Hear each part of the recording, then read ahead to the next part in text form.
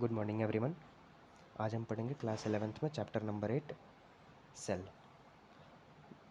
Cell biology. तो इसमें हम देखते हैं what is cell. Cell basically होता क्या है। All organisms are composed of cells, some are composed of a single cell and are called unicellular organisms. जो सिंगल सेल से बने होते हैं उन्हें यूनिसेलुलर ऑर्गेनिज्म कहते हैं। जो मेनी सेल से बने होते हैं उन्हें मल्टीसेलुलर ऑर्गेनिजम्स कहते हैं। ठीक है। यूनिसेलुलर ऑर्गेनिजम्स में क्या क्या कैपेबिलिटीज़ होती हैं, वो उनका इंडिपेंडेंट एग्जिस्टेंस होता है, performing the essential functions of life. Anything less than a complete structure of a cell does not ensures independent living. Hence, cell is the fundamental structural and functional unit of all living organism. हमने class 9th और 10th में भी हमने पढ़ा है कि जो fundamental structural और बेसिक यूनिट होती है, जो वो सेल होती है। लिविंग ऑर्गेनिज्म की जो बेसिक फंडामेंटल फंक्शनल यूनिट होती है वो सेल होती है। अब हम बात करेंगे कि फर्स्ट सेल डिस्कवर्ड किसने किया था। फर्स्ट सेल डिस्कवर्ड किया था रॉबर्ट हुक ने कॉर्क के अंदर। डेड सेल्स थी ये, कॉर्क में जो सेल्स होती हैं वो डेड सेल्स होती हैं। तो first living cells, live cells किसने डिस्कवर किया था, वो थे Anton von Leeuwenhoek. Anton von Leeuwenhoek first live cell discover किया था।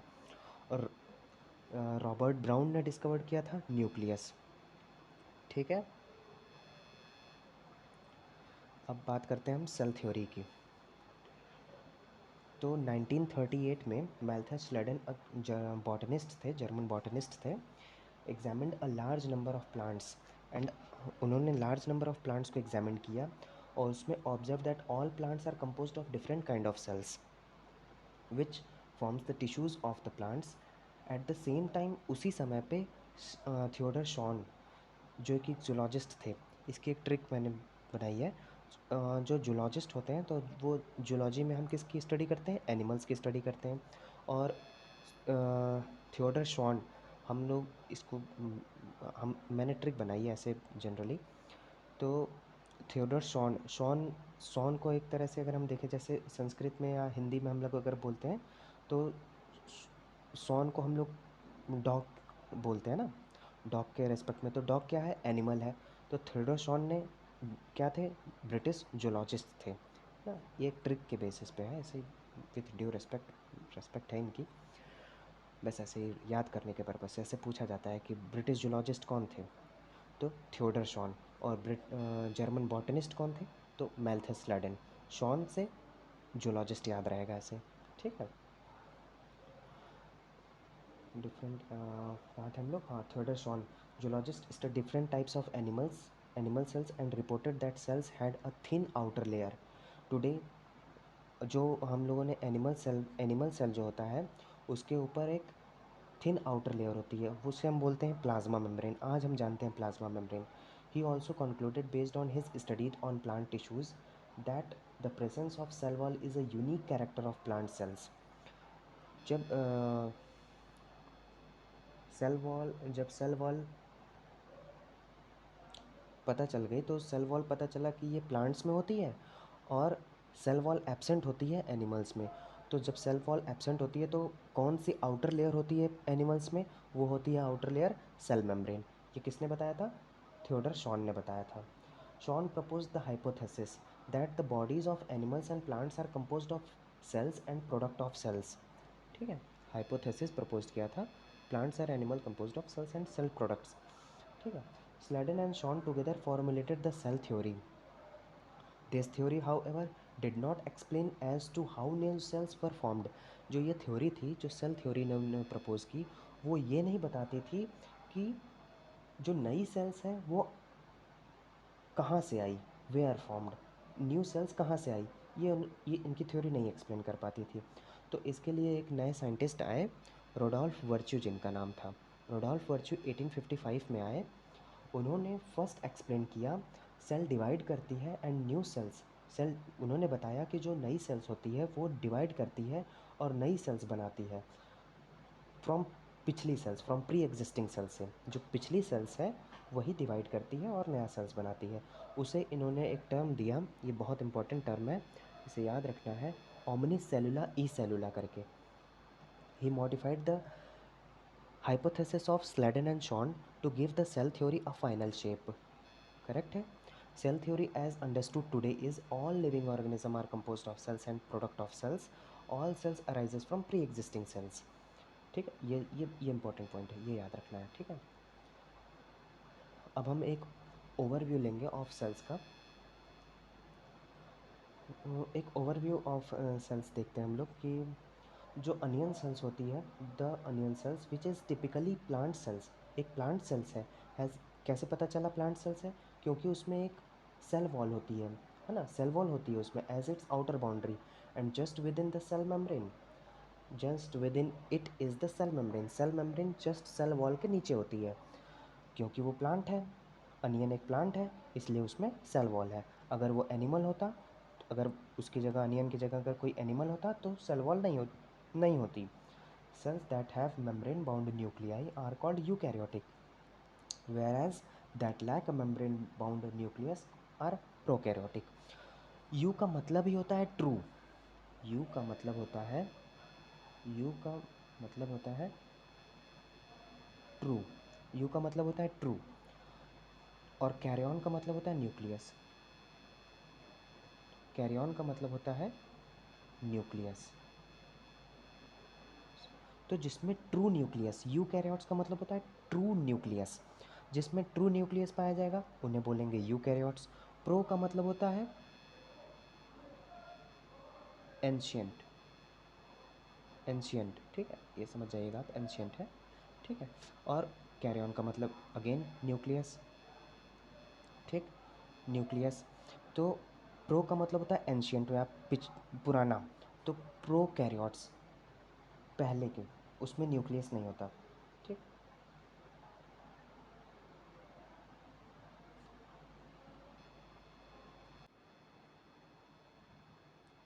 ठीक है. प्रो का मतलब एंशियंट हो गया या बिफोर हो गया, prokaryotes. In both prokaryotic and eukaryotic cells a semi fluid matrix. एक सेकेंड.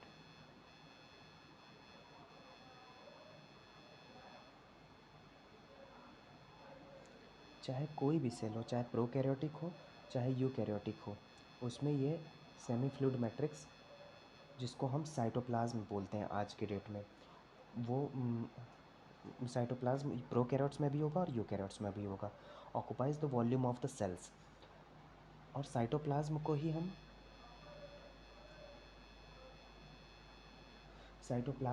हम main arena of cellular activities बोलते हैं. मेन एरिना, एरिना का मतलब होता है, ये एरिना का मतलब होता है area.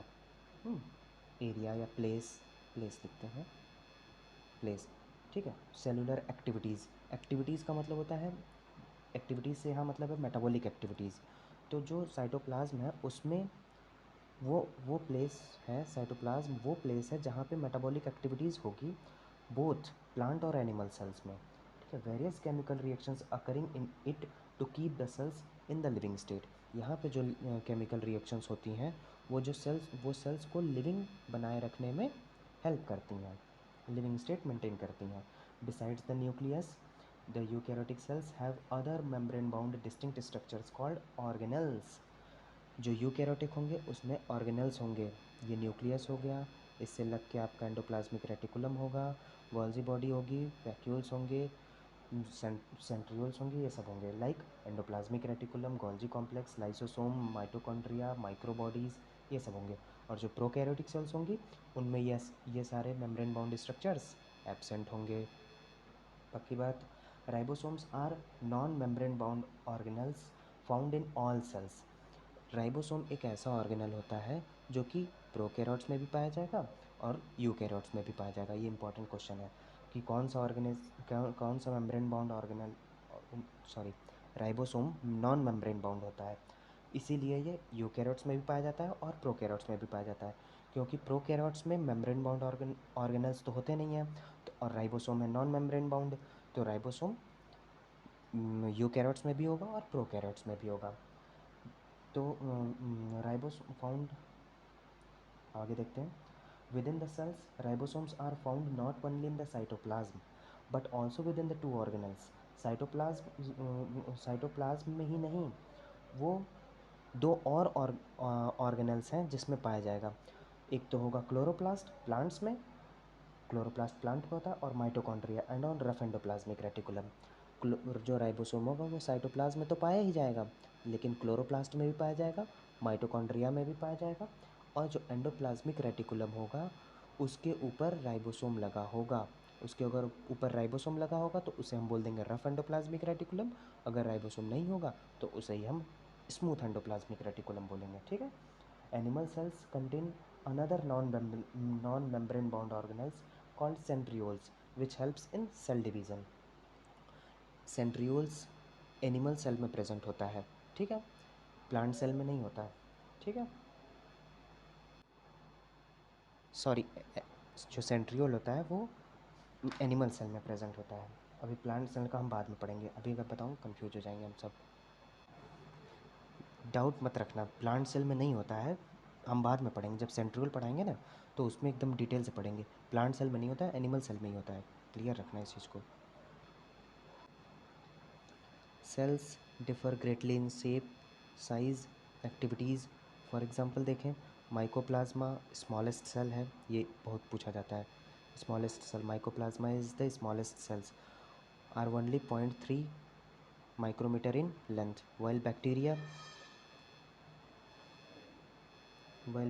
could be of 3 to 5 micrometer. The largest isolated single cell is the egg of an ostrich. Among multicellular organisms, red blood cells 7 micrometer in diameter. Nerve cells are some of the longest cells. Largest अलग है, longest अलग है, यहाँ ध्यान देना। Largest है egg of an ostrich, longest है nerve cells, right? Cells Cells also vary greatly in their shape. Cells also vary greatly in their shape. They may be disc-like, polygonal, columnar, cuboid, thread-like, or even irregular.